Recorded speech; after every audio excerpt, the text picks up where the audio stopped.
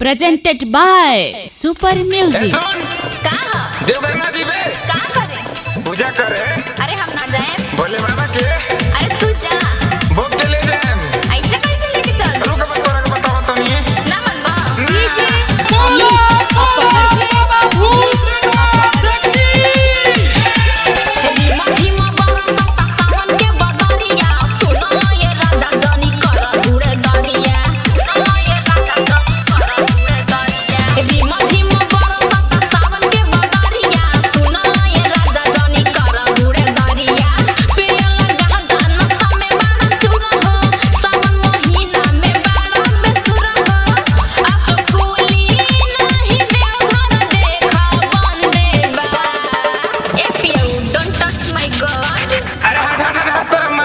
तनी बोले दे। काजी शंकर भगवान की, भोलेनाथ की, चिलम वाले बाबा की।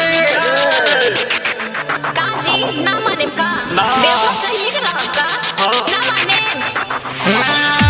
कि भोले जी के भंगियो जिंदाबाद, हई चिलमियो जिंदाबाद। कि भोले जी के भंगियो जिंदाबाद, हई चिलमियो जिंदाबाद।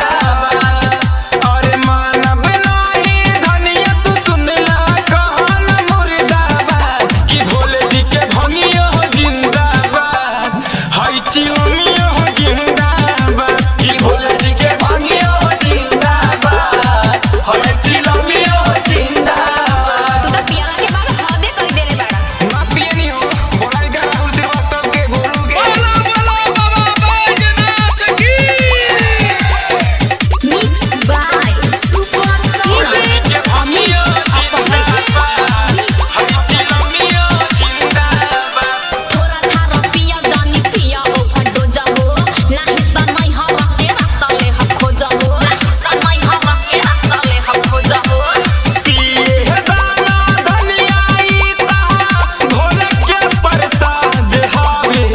पिए दा हमारा के थोड़े थोड़े, नाता भोले बाबा के हम जलवा चढ़ाई बहो।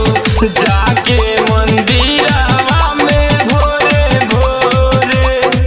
नहीं जाइबा आसो देव घर नहीं बनो सदा फसलावा बाटे हमरा तू। अरे ना हो पट्टा तनी झूठ बोल बे। अरे ना ते कहना नहीं को भाव दे। आप का सिनवे पे चढ़ जाइबा कि भोले जी के भंगियो जिंदा